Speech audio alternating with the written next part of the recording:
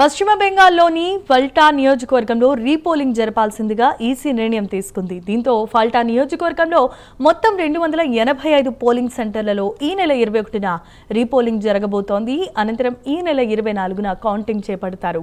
ఫల్టా నియోజకవర్గంలో రెండవ దశలో గత నెల 29న పోలింగ్ జరగగా పోలింగ్ జరిగినప్పుడు అవకతవకలు జరిగాయి అన్న సమాచారం మేరకు ఎలక్షన్ కమిషన్ రీపోలింగ్ నిర్వహించాలని నిర్ణయం తీసుకుంది.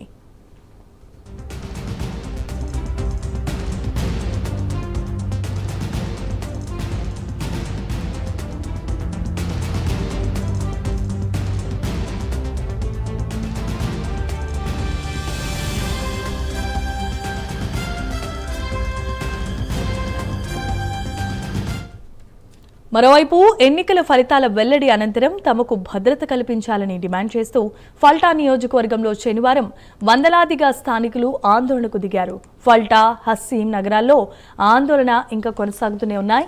హస్సీం నగర్లో 7 గంటల పాటు రోడ్డును దిగ్బంధించారు. తృణమూల్ అభ్యర్థి జహంగీర్ ఖాన్ కు అనుచరుడైన గ్రామ పంచాయతీ ప్రధాన్ ఇస్రాఫిల్ తమను బెదిరిస్తున్నారంటూ ఆరోపణలు కూడా ఉన్నాయి. మే 5వ తేదీన తర్వాత రక్తపాతం జరుగుతుందని హెచ్చరిస్తున్నారని బీజేపీ మహిళా మోర్చా నేతలు ఆవేదన వ్యక్తం చేస్తున్నారు. జిల్లా వ్యాప్తంగా ఆందోళనల నేపథ్యంలో భారీగా భద్రతా బలగాలు సాయుధ వాహనాలతో పల్టా ప్రాంతానికి చేరుకుంటున్నాయి.